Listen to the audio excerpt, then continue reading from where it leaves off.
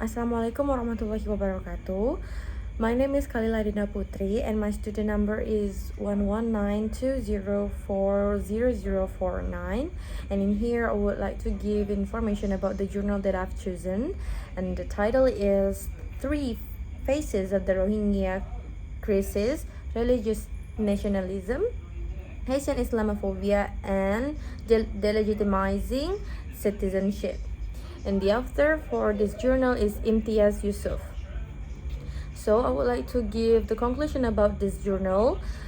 Is Myanmar is a non-secular Buddhist majority country born out of the ashes of the murder of their leader of independence struggle.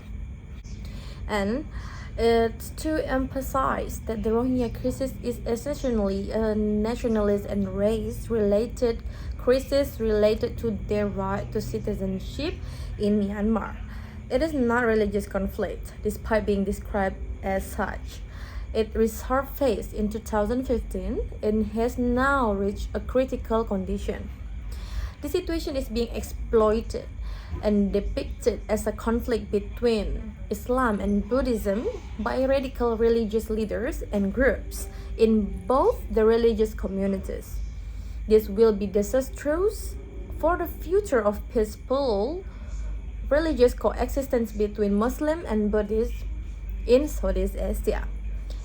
It will also jeopardize the socio-economic future of the Asian region. Political leaders and national policymakers cannot afford to turn a blind eye to the rise of the religious nationalist threat in Southeast Asia. The influence and impact of the external religious conflicts in Sri Lanka, India, and the Middle East are a worrying factor for the future of Buddhist-Muslim relation in Southeast Asia.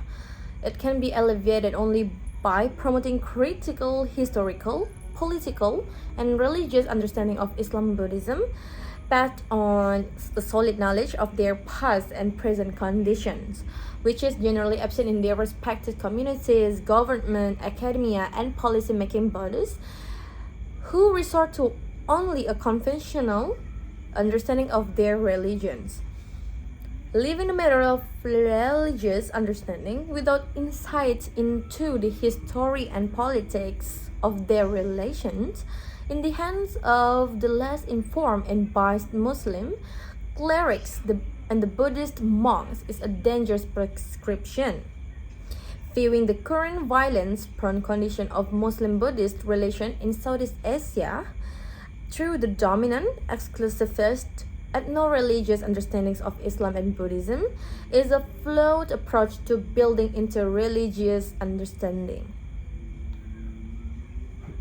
The currently fragile state of Muslim-Buddhist relations call for the development of civil relations between the two religious communities. Positive communication will help Buddhists and Muslims to discover their rich, shared resources and embark on a dialogical journey to build peace and overcome dangerous religious nationalism. Asian Muslims and Buddhists also need to transcend attitudes that equate ethnicity with religion, for the former is local while the latter is universal and diverse, said Yusuf 2014.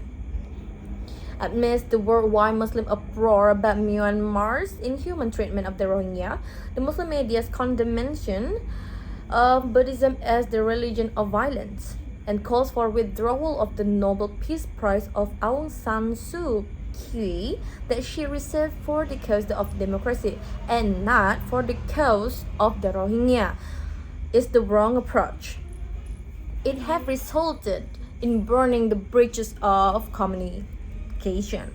This requires Myanmar to rethink its old style domestic and foreign policy of isolation and the promoting of Buddhism as the ideology of Mediterranean religious nationalism.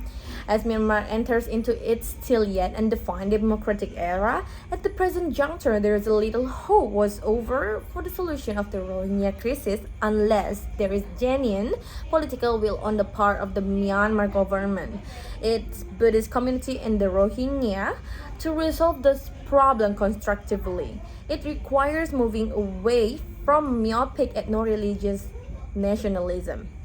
At the end, in the case of the Rohingya, is nothing more than a claim to Myanmar citizenship, then thereby citizenship of the world, a basic human right for 7 billion inhabitants of the world today.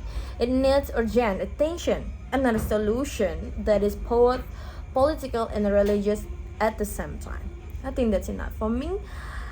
So thank you and wassalamualaikum warahmatullahi wabarakatuh.